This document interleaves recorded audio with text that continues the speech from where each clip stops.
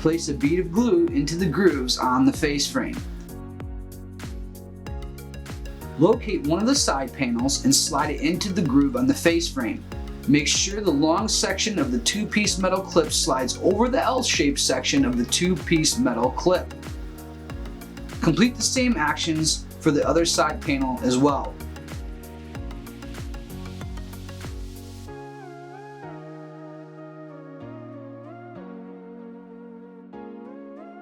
Fasten down the metal clips. Now slide the bottom panel into place using the grooves on the side panels. Set the back panel of your cabinet into place. Make sure the bottom of the cabinet slides into the notch on the back panel.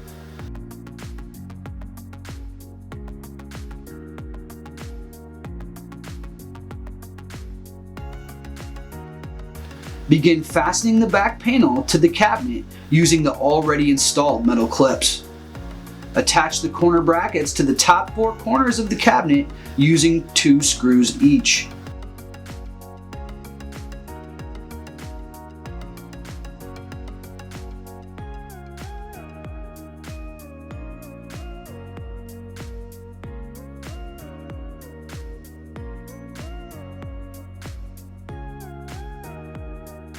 Now fasten the toe kick to the front of the cabinet using the metal clips that are already in place.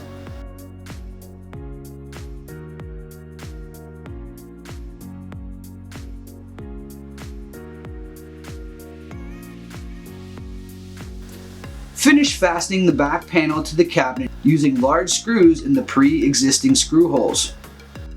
Set your L brackets in place. Make sure the large end is toward the bottom of the cabinet. Fasten them down with 1 screw each. Slide your drawer glides into place. The back sits freely in the opening of the L bracket. Once in place, secure your gliders to the inside lip of the face frame using 1 small screw each. Set the drawer front face down. Place a dab of glue in each tooth. Using a rubber mallet, lightly pound each drawer side into place. Line up the teeth in the grooves of the drawer front to the teeth in the grooves on each side. Slide the drawer fuller into the parallel grooves on the inside of the drawer. Make sure it fits into the groove on the drawer front. Place the drawer back, notch side down, teeth inward between the left and right sides of the drawer walls. Place your drawer glides on the bottom of the drawer and fasten them down using 3 screws each.